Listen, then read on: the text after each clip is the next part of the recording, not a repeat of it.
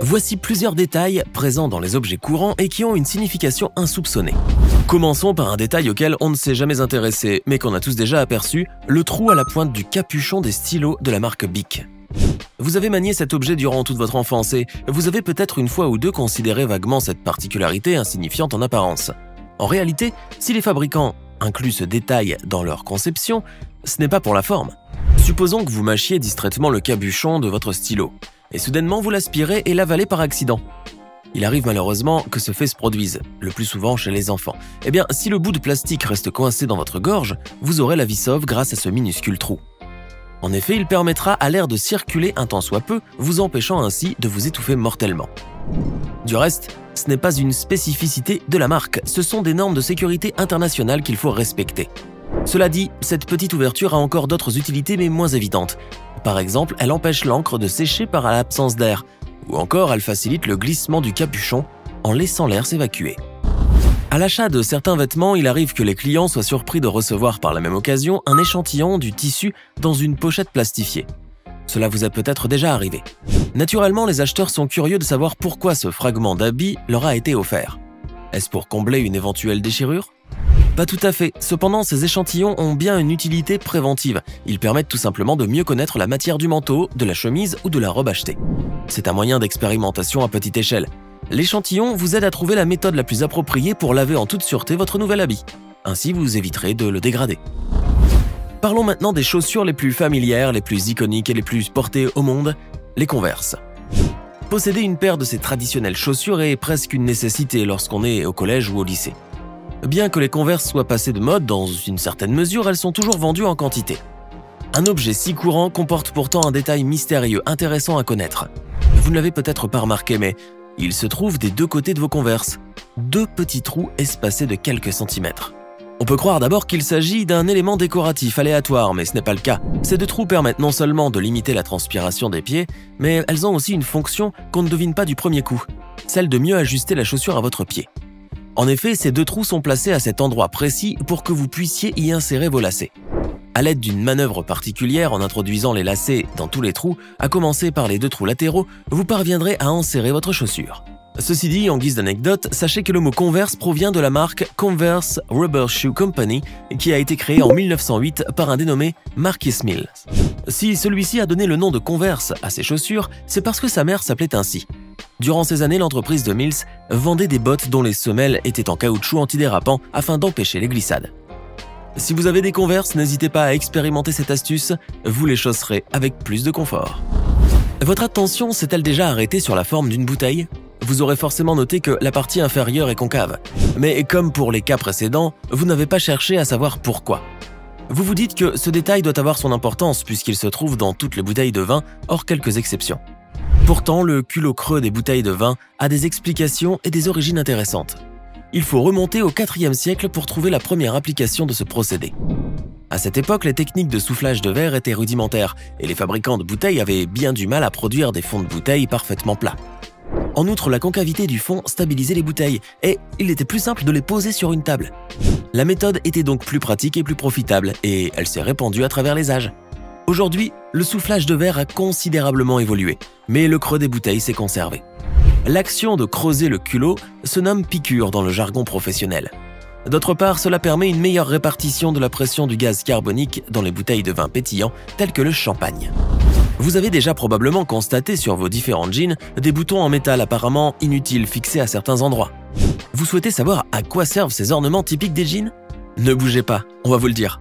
La raison est très intéressante et comme pour le cas précédent, il faut remonter un peu le temps. Ces boutons sont en réalité des rivets, c'est-à-dire des éléments de fixation à l'exemple des clous. Au XIXe siècle, alors qu'on connaissait à peine le jean si fameux de nos jours, les porteurs de ce nouvel habit se plaignaient que les encoignures de poche se déchiraient trop facilement. Et en effet, certains replis du tissu étaient fragiles, particulièrement les poches manipulées et utilisées sans cesse.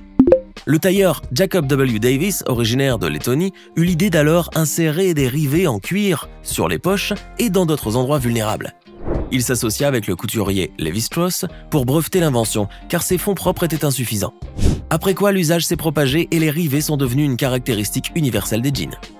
À proprement parler, l'histoire de ces rivets de cuivre est indissociable de l'histoire même des jeans. Lévi-Strauss et Davis en sont considérés comme les inventeurs et c'est grâce à eux que ce type de pantalon mixte a connu un succès mondial. Lévi-Strauss est originaire de Bavière et il s'est installé à 18 ans à San Francisco pour exercer le métier de marchand de tissus. Il s'est consacré à la confection d'uniformes de travail destinés aux mineurs et aux bûcherons. Il concevait des habits qui avaient les caractéristiques de vêtements de travail, avec une coupe large, un tissu résistant et solide et des poches à outils. C'est dans les années 30 aux États-Unis que le jean atteindra un large public, et non plus seulement les ouvriers. Le jean devint très apprécié des femmes, des étudiants et des artistes américains. Quelques années plus tard, il fit son introduction en Europe et conquit une clientèle sans cesse plus large pour être enfin le vêtement incontournable qu'on connaît aujourd'hui.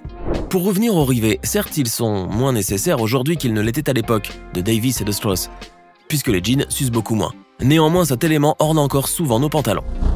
On se représente assez facilement en une balle de golf. Elle n'est pas tout à fait lisse si on la considère de près et on remarque qu'elle comporte de fines alvéoles régulièrement distribuées sur toute la surface. Vous devinez bien que c'est pour des raisons aérodynamiques. Mais d'abord, évoquons l'origine fortuite de la texture spéciale des balles de golf. Au XVIIIe siècle, ces balles étaient fabriquées d'une manière assez surprenante. C'étaient des lambeaux de peau de vache remplis de plumes d'oiseaux et cousus manuellement. Un siècle plus tard, on eut recours à des balles en gutta percha. Mais cela ne comblait pas les exigences des joueurs de golf. En effet, les balles avaient des trajectoires insatisfaisantes. La balle ne volait pas assez loin. Cependant, on remarquait que plus la partie avançait, plus le jeu s'améliorait. C'est que la balle devenait bosselée. Les aspérités favorisaient les performances. Quand la balle comporte des alvéoles, le frottement avec l'air s'amoindrit et par conséquent, elle n'est pas ralentie dans sa trajectoire, ce qui arrange bien tous les adeptes de ce sport. Au XXe siècle, l'industrie généralisera ces balles de golf alvéolées. Cette forme est aujourd'hui obligatoire et fait partie des normes à respecter dans ce sport. Dans le monde du vêtement, il existe un très grand nombre de détails manifestes ou à peine perceptibles qui ont une utilité insoupçonnée. Nous avons parlé des jeans, des Converse, nous allons voir maintenant les chemises. Vous avez peut-être remarqué au dos de votre chemise, à l'endroit compris entre les omoplates, une petite boucle. C'est ce qu'on appelle un cordonnet. Ce sont les marins qui d'abord en ont eu l'idée pour accrocher plus commodément leur chemise. Cette petite pièce annexe était si utile qu'elle a été incluse dans toutes les variétés de chemises que l'on produisait, des moins onéreuses jusqu'aux plus luxueuses. Les ouvriers se servaient de ce cordonnet pour accrocher leurs chemises dans leur casier et les sportifs dans leur vestiaire. Cela permettait aussi d'éviter les froissements et les plis quand on accrochait la chemise après le lavage. Comme les fers à repasser n'étaient pas aussi pratiques ni aussi efficaces que de nos jours, ce cordonnet facilitait grandement la vie. Aujourd'hui, il est plus commun d'utiliser des cintres pour ranger ses chemises, mais cette petite boucle est restée présente dans nos chemises. Dans le caddie que vous empruntez au supermarché, il se trouve un petit détail que vous ignorez et qui pourtant vous faciliterait la vie. Vous ne vous en apercevez pas lorsque vous êtes absorbé par votre liste de courses ou par les rayons où se trouve le produit que vous recherchez. Dans votre caddie se trouvent des crochets qui ont une certaine utilité pour les clients qui veulent bien charger leur chariot de course. Ces crochets permettent tout simplement d'optimiser l'espace. En accrochant dessus vos sachets, vous libérez de la place juste en bas. Et vous pouvez en toute tranquillité placer des produits fragiles comme des œufs. Cela arrangerait bien toutes les personnes qui doivent acheter beaucoup de choses. Cependant, si l'on est une femme, il faut éviter d'y accrocher son sac à main, car il serait très facile pour un voleur de s'en emparer ou de dérober à votre insu ce qui se trouve à l'intérieur. Ce dispositif est destiné uniquement aux sachets de course, dans le cas où l'on manquerait d'espace. Voilà une information qui vous servira peut-être un jour. Intéressons-nous maintenant aux sous-vêtements féminins, plus particulièrement aux culottes dont la conception est plus complexe qu'on imagine. Ces sous-vêtements protègent les parties intimes, qui sont une zone très sensible et très exposée aux irritations et aux infections. Voilà pourquoi les fabricants de petites culottes ont eu un jour une idée de génie. Avez-vous remarqué que toutes les culottes comportent à l'intérieur, au milieu, une poche en manière de doublure? Vous êtes-vous déjà demandé pourquoi? Eh bien, cette poche est ce qu'on appelle un gousset.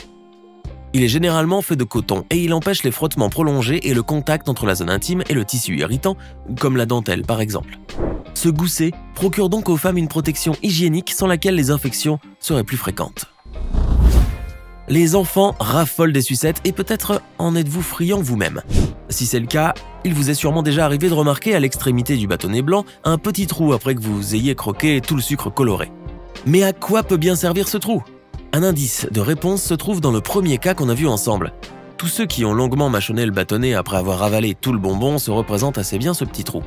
À vrai dire, il a plusieurs utilités. D'abord, il permet de mieux fixer le bonbon. En effet, les fabricants font fondre du sucre dans ce minuscule creux afin que le bonbon puisse bien tenir.